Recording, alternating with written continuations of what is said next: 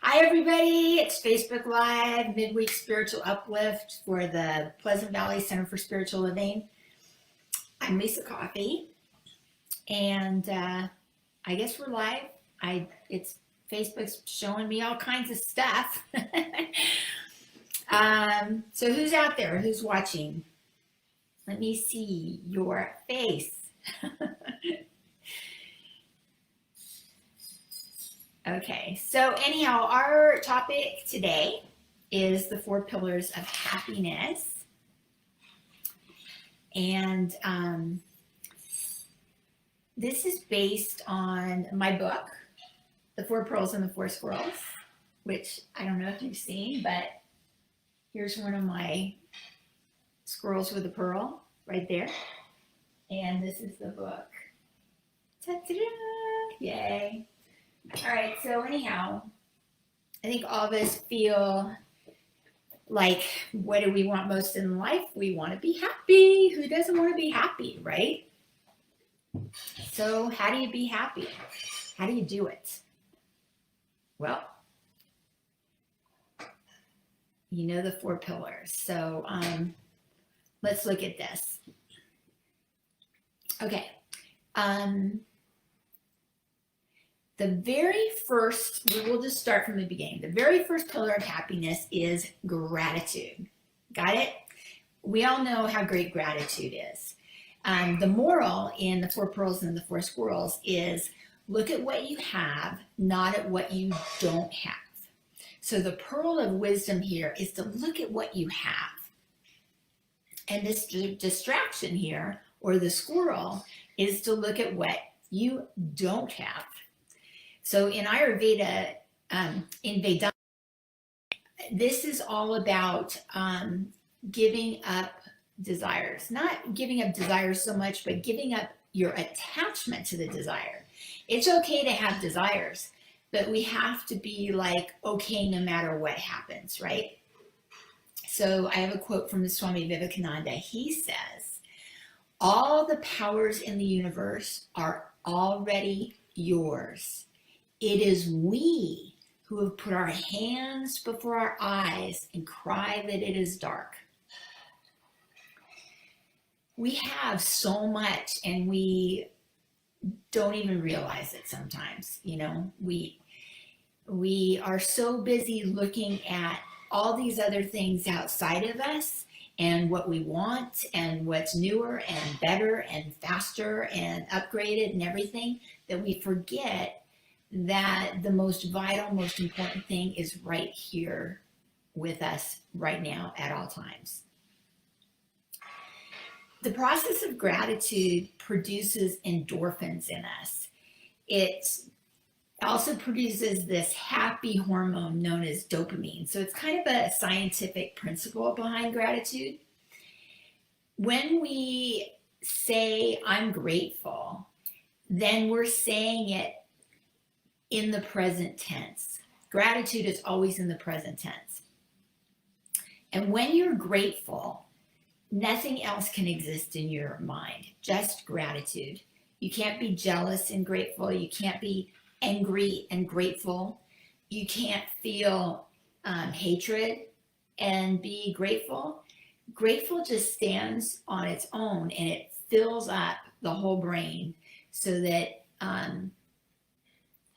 it makes you feel good. So what we want to do is to infuse every moment with gratitude instead of letting that desire, that squirrel, take our attention away from what we have to looking at what we don't have. You know, when we're watching TV, everything might seem great, and then a commercial comes and you're like, oh my gosh, they have a new iPhone now. Oh my gosh, mine is so old. Oh, blah, blah, blah, blah, blah. You're right. Be grateful for what you have. Whatever you put your attention on increases. That's a spiritual principle. That's just the way it goes. So focus on feeling what you want more of. And if you want more gratitude, then just feel the gratitude, and then you'll always be happy with what comes to you. It's like you're looking at, when you're grateful, you're looking at what is, rather than what you think should be or could be or would have been. It's looking in the present tense at what's happening right now. So gratitude is number one, the first pillar of happiness. Okay. Number two, second pillar of happiness is focus. So the moral here in the story is look at what you are doing, not at what anyone else is doing. So the pearl is look at what you are doing. And the squirrel, the distraction, is anything else that anyone else is doing.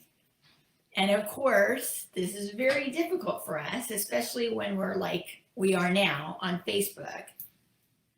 And we're looking at everybody else's posts. And oh my gosh, they're having this amazing meal, or they're out hiking with their beautiful dog and their wonderful husband and their well-behaved children and all that, you know, but that's Facebook land. Everybody's posting all the good, wonderful stuff and using Photoshop and filters and, you know, catching the right moment, you know, choosing that moment, what to post, that moment in time. We can't compare ourselves to other people, and we just have to play our own game, like be in it for ourselves, do what we need to do. So, you know, I think this comes in handy a lot of times. A lot of times we might think, gosh, why is that person making more money than me? Or why did that guy get promoted and I didn't? Or, you know, anything. Why did they have a bigger house than I do and I'm stuck in this house? None of that matters, because all of us have different karma that we don't know about that came from past lives. And we don't know what anyone else has been through either. Most of the time, when you know that the baggage that comes with any other person, and you know your own baggage, you wouldn't trade. You wouldn't trade with any other person. You're like, okay, yeah, I got some pretty bad baggage, but I wouldn't trade it with anybody else because I got what I can handle. So that's just another reason. The other thing is that there's a difference between happiness and the hustle. So when we say, look at what you're doing, not what others are doing, sometimes it's like you have to focus on your happiness, and you have to focus on doing what makes you happy. You know, I know, again, on Facebook, there's all these ads about you have to be marketing, and you have to have your list, and you have to have all these followers and likes and comments and da-da-da-da-da-da. And trying to get those things, that's the hustle. That's not happiness, because all of those things, the comments and the likes and the, you know, friends, the more friends or whatever, that's not going to bring you happiness. So don't fall into that trap of the hustle, which is what everyone else is doing. Just focus on you, what you're doing, what makes you happy. Okay? Let's see. And then think about where your focus is. Is it on something that not just you love, but something that consumes you, that easily keeps your focus, that you feel is your purpose? On Sunday, Pam and I are giving the Sunday talk, which you can watch here, you know, for the Pleasant Valley Center for Spiritual Living. And it's about what is your purpose and how do you find your purpose? And it's an East and West look at it, where Pam's going to be talking about the Western perspective and I'll be talking about the Eastern perspective. And I think this is really important for people because we're all searching for our purpose, and it doesn't have to be that complicated. So anyhow, here's another example of how you can keep your focus on what you're doing and what everybody else is doing. This is a story about the Buddha. And my husband told me this, which, you know, he's a Buddhist, and I love stories about the Buddha. And I love this story so much, I've told it dozens of times already. But the Buddha one day was preaching to his group of followers outside, open air, teaching the Dharma. And in the back, there was this heckler. And he kept getting louder and louder. And he was like, you don't know what you're talking about. That makes no sense. And he was like giving him a really hard time. Like, nope, I don't agree with you, that kind of stuff. Well, Buddha just let it go. He ignored it. He kept on with his talk because he was focused on what he was doing, not what anybody else was doing. He was there to give a talk, and he was going to give this talk. But the guy would not let up, and he kept coming closer and closer. And finally, he was right next to the Buddha, so that it was really bothering all the other people who were in attendance. And so Buddha had to address him. He had to say something. So he said to this man, "Sir, do you know what happens when you give someone a gift and they don't accept it? What happens to the gift?" "Well, if I give somebody a gift and they don't want it, I get to keep it. It's mine." And Buddha's like, "That's right. So all this anger and hostility that you're giving me, I'm sorry, I don't accept your gift." So that stopped the guy cold in his tracks. And of course, the story goes that he fell down on his knees and he became loyal to Buddha and became a follower. But, who knows if that really happened or not. But it's a good lesson that we can learn. If someone's giving you a hard time, don't accept their anger. Don't accept their hostility. Just let them have that gift. That's theirs to deal with on their own. Okay, third principle of happiness is fortitude. So the moral here is look at the opportunities, not at the obstacles. So the pearl here is look at the opportunities. And the squirrel is all these other things that stand in our way of whatever we think our goal is. Maya Angelou says, "You may not control all the events that happen to you, but you can decide not to be reduced by them." Really important. Swami always talks about when you want to dig for water, when you're digging a well, the idea is you dig one hole and you dig very, very, very deep because that's where the water is, down deep. You don't walk around doing a couple shovels full here and a couple shovels full there and you have dozens of little holes going, "Whoop, no water here, I give up." Doesn't work that way. You have to keep at it. And I remember I heard Jay Leno in an interview once, and the interviewer was asking him, "Jay, you've been in this business a long time. How did you get so successful? What's your secret to success?" And he goes, "Oh, I don't have any secret to success. I just didn't give up. I just didn't go away." It's like when he saw all these other stand-up comics on the circuit with him, and he knew how hard it was, he kept doing it because this is what he loved doing. And, it was a struggle for him as well, but he wanted it so bad that he had that fortitude. He just didn't give up. And some of the other guys just gave up and went away. So who knows what they're doing now? But we all know what Jay Leno's doing now with his many, many cars, which is his new love, right? So, yeah. Then, okay, so here's another story. I know you guys love stories, so I love telling stories. Here's a story about this man he's a businessman, and he was very successful until one day he wasn't. And things happen, and they start to fall apart. Like he owed a lot of money and a lot of his big clients went away and he was struggling. He had to lay people off and he was really considering going bankrupt because he didn't know what else to do. He was just like at his wit's end.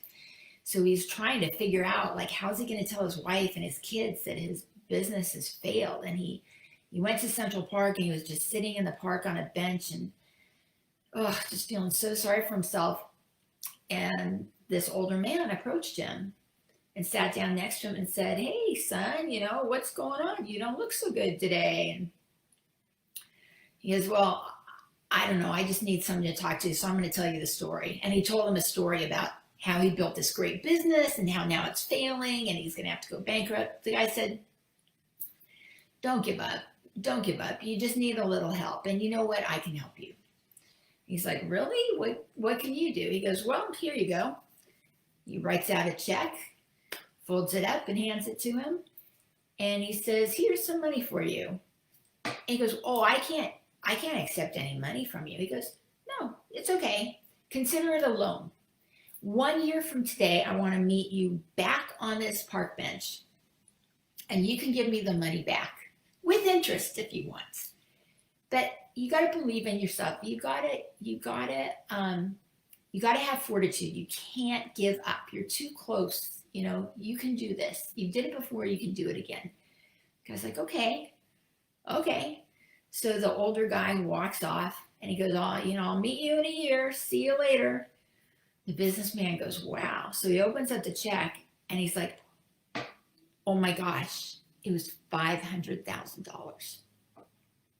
Is this even real? Oh my gosh." And then he looks at the signature, John D. Rockefeller. He's going, "Oh my gosh, John D. Rockefeller gave me $500,000. This is going to be amazing. I can save my business." So he went home with a new attitude. And then he thought about it. And he put the check in the safe. And he said, "You know what? I don't think John D. Rockefeller had anybody give him $500,000. And he said he's been here before. I'm going to just try my hardest and see what happens. I'm going to try getting creative. I'm going to do this. I'm going to save my business." So the next day he went out and he renegotiated loans, and he went to his employees and said, "Look, I can't pay you, but let me give you a piece of the company in exchange, and let's do this." And he bartered with people, and somehow he made it work. And he made his company get back to where it was and even grow from there. And he was so excited and so proud of himself.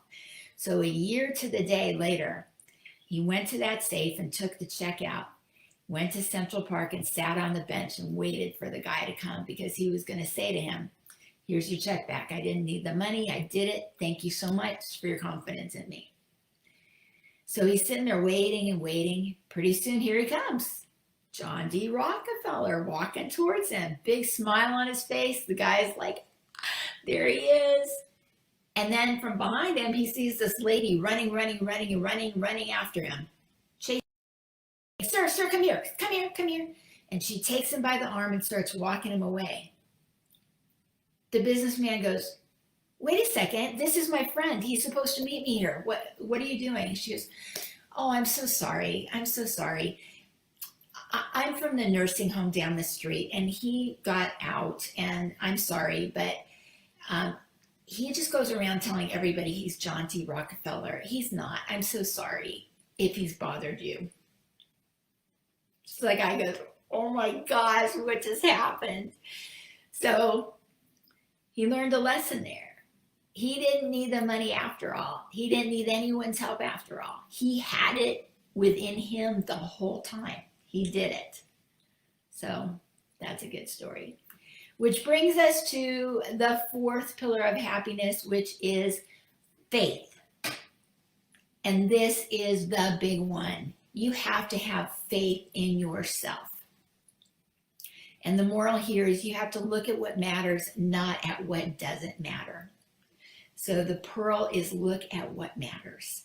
In this whole crazy scheme of life with, I don't know, umpteen million channels. I mean, we can't even count the amount of streaming services now and all these shows and podcasts and posts and Instagram accounts, and we're just overloaded with stuff that doesn't matter. What matters, right? Maybe it varies from person to person. What really matters to you?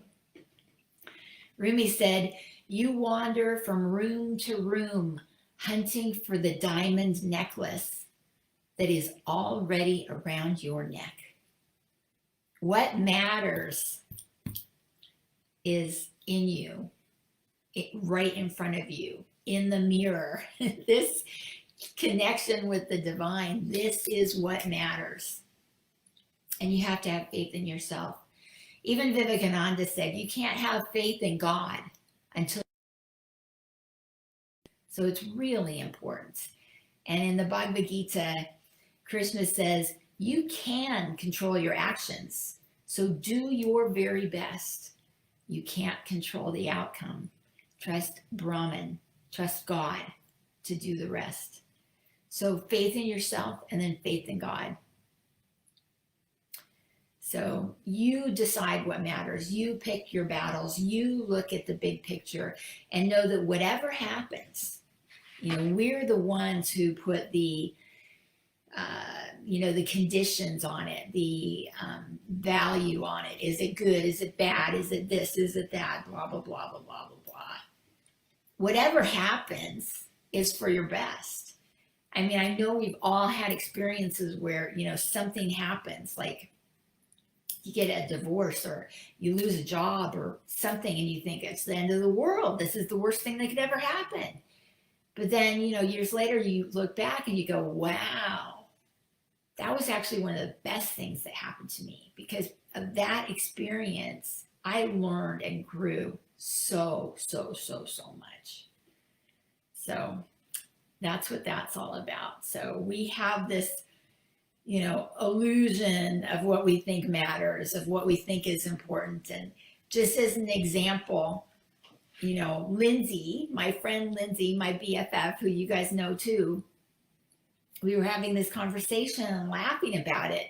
The things that we thought were important in high school, we look back now and say how unimportant they were, how important it was for us to be popular and get this boy to like us or have this haircut or have these shoes to wear to the dance or whatever. It was so important.